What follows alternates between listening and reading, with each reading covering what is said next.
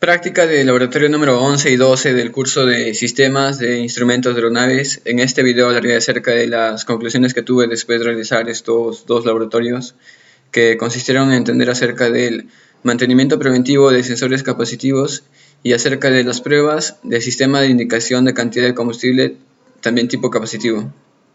Como sabemos, existen dos tipos de medición de cantidad de combustible. Existen los del tipo flotador, que son utilizados en aeronaves ligeras, como los Piper, los Cessna, y en cambio los tipos capacitivos son utilizados en aeronaves de alto rendimiento, como los Airbus o los Boeing, porque realmente son bastante precisos, y cuando la aeronave haga un movimiento de guiñada o alabeo, o tal vez de cabeceo, la indicación de cantidad de combustible nunca va a variar, o sea, siempre va a ser preciso. Pero ¿quién produce, digamos, la capacitancia? El elemento que lo produce es un condensador. Un condensador es un elemento que tiene dos placas metálicas. Y estas dos placas metálicas son divididas, y esa división, o sea, el espacio entre de placa a placa, se conoce como el dieléctrico. El eléctrico puede ser el aire, el agua, puede ser, digamos, el combustible o el queroseno de aviación. Un condensador es un elemento pasivo que tiene la capacidad de almacenar energía en forma de campo eléctrico para luego entregarla. Para hallar la capacitancia que tiene un condensador tenemos que usar esa fórmula, que es igual a la permitividad del vacío por la permitividad relativa por el área de la placa entre la distancia del dieléctrico. La permitividad del vacío es constante, o sea, es estándar, siempre la vamos a conocer. En cambio, la relativa es la que va a variar. O sea, puede ser la permitividad, digamos, del agua, del combustible o del aire. Por ejemplo, de la gasolina es el 1,91 y del queroseno es aproximadamente 2,5. En cambio, del aire es solamente aproximadamente 1. Pero para que podamos usar un condensador para medir la cantidad de combustible, tiene que tener una forma muy especial. En este caso, las placas, o sea, ambas placas, son en forma de tubos que están unidos concéntricamente. Y o sea, el espacio de tubo inferior interno con el externo, ese espacio es lo que se conoce al eléctrico. Y ese espacio es donde se llena el combustible. El combustible generalmente va desde punta a punta, o sea, cubre todo el tubo.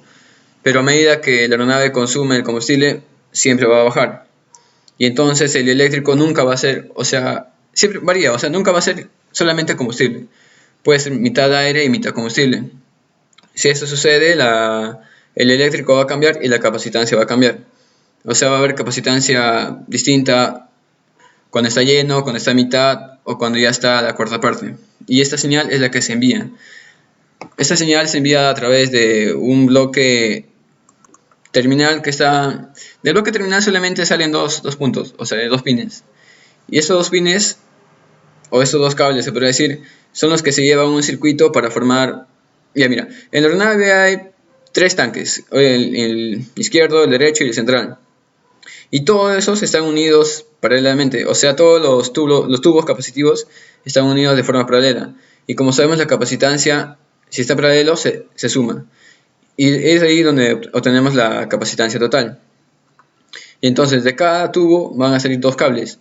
Y esos dos cables van a formar un circuito en paralelo, para que luego se sume y se forme la capacitancia total, y luego se lleve a la indicación. Primero procedimos a hacer el desarmado del y reconocimos las partes de un tubo capacitor. Acá tenemos el tubo interno, acá el tubo externo y el bloque terminal, de donde sale la señal. Y acá tenemos unos pines que, digamos, son como pasadores, porque pasan todos los tubos, o sea, son cruzados. Y la función, hay uno abajo, uno intermedio y otro arriba. Y la función es que ambos tubos siempre tengan el mismo espacio, o el dieléctrico, o sea, claro, el espacio de tubo a tubo siempre es el mismo a lo largo de todo el conjunto. Luego hicimos la limpieza, o sea, desarmamos todos y luego lo procedemos a limpiar. Utilizamos los trapos. Un trapo, utilizamos el alcohol isopropílico y también el aire comprimido. En este caso debemos utilizar trapos que no generen pelusa, porque si la pelusa se queda en el tubo y luego procedemos a instalarlo o armarlo, y lo ponemos en el tanque, la medición que haga de capacitancia que haga ese tubo será errónea, porque la pelusa siempre va a generar cambios. También utilizamos el alcohol isopropílico para eliminar algunas, digamos, que se esté generando hongos, alguna corrosión que tenga el tubo. Y también usamos el aire comprimido para, una vez que limpiamos con el trapo y el alcohol, tenemos que dejarlo completamente seco, o sea, que no haya nada, o sea, ni ningún tipo de agua o alguna suciedad, pelusa o polvo.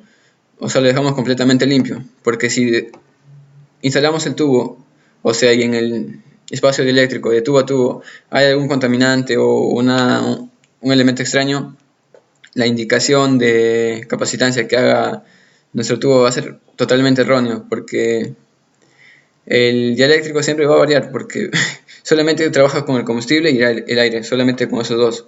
No puede entrar otro dieléctrico más. Y luego lo procedimos a armar.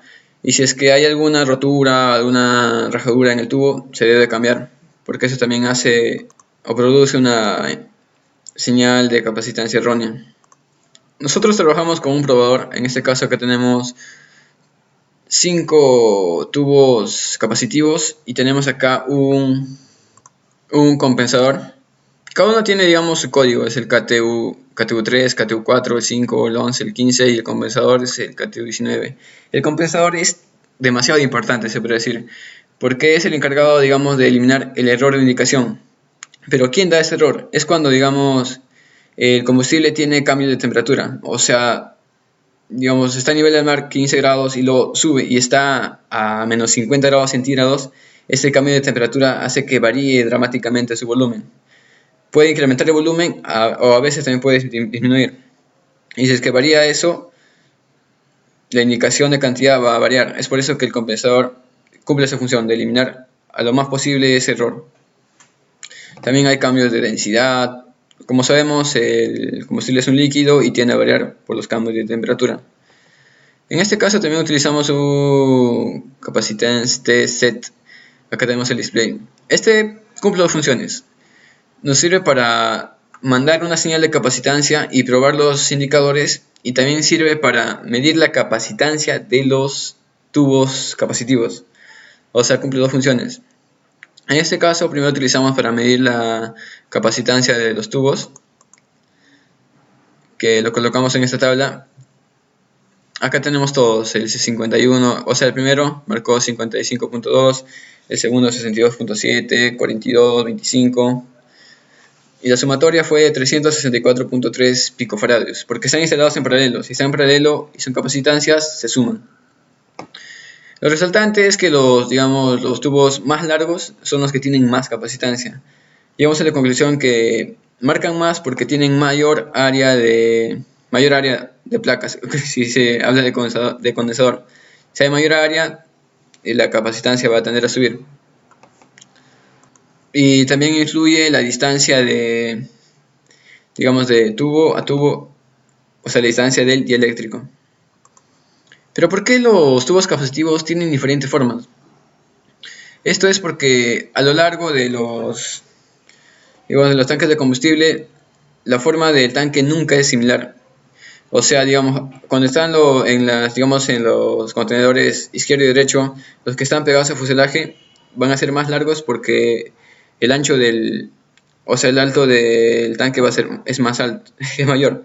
En cambio, en las puntas de las alas, hasta ahí también llega el combustible, la altura del tanque es más pequeño. Es por eso que algunos tubos son más pequeños. A estos tipos de tubos se puede decir que son los caracterizados, o sea que se adecúan a la forma del tanque. Y también se puede decir que los compensadores siempre tienen que estar sumergidos bajo el combustible. O sea, siempre van a estar ubicados en la parte baja del tanque. Y para probar, los indicadores, tenemos que hacerlo en dos posiciones, cuando está totalmente vacío y cuando está totalmente lleno. Como sabemos, no tenemos el eléctrico del combustible, solamente tenemos el eléctrico del aire. Es por eso que nosotros, a través de nuestra maleta, con la que vamos a probar, tenemos a variar la capacitancia. O sea, a veces aumentamos y a veces disminuimos, para que lo llevemos a empty o vacío o a full, que está lleno. En este caso tenemos que llevar hasta 492.7 picofarados y luego lo restamos menos el total de todo las capacitancias que hemos sumado de los 5 tubos y hallamos que es 132.9 picofarados. O sea, con esta medición de capacitancia es cuando va a marcar vacío. En cambio, cuando tenga 652.2 picofaradios es cuando el indicador va a marcar completamente lleno. Si queremos probar un tubo capacitivo, tenemos que eliminar todos sus diodos. O sea, debemos quitar los diodos de los tubos capacitores para poder probar su funcionalidad. Porque si no es así, no podemos no es compatible con la maleta. Y acá tenemos todo donde nos marca la capacitancia que debe tener cada capacitor, porque si no es la similar o no cumple con los parámetros establecidos, tenemos que desechar ese tubo. Acá también tenemos la altura y el peso de cada tubo dependiendo de su código y de su ubicación. Acá tenemos un Wheeling Diagram de un sistema de medición de cantidad de combustible. Aquí vemos las salas donde están ubicados los tubos y la señal que manden será directamente llevada hacia un motor. O sea, la señal hará que el motor se mueva, y si es que el motor se mueve, hará que se mueva una aguja. Dependiendo de la cantidad de señal que llegue o de capacitancia, el motor también se moverá. Y si el motor se mueve, la aguja moverá. Y esta es la aguja del indicador. Así está distribuido. Acá tenemos la capacitancia, luego va directamente a cada instrumento. En este caso el izquierdo, el del medio y el derecho. Acá también tenemos un totalizador que suma toda la cantidad de combustible.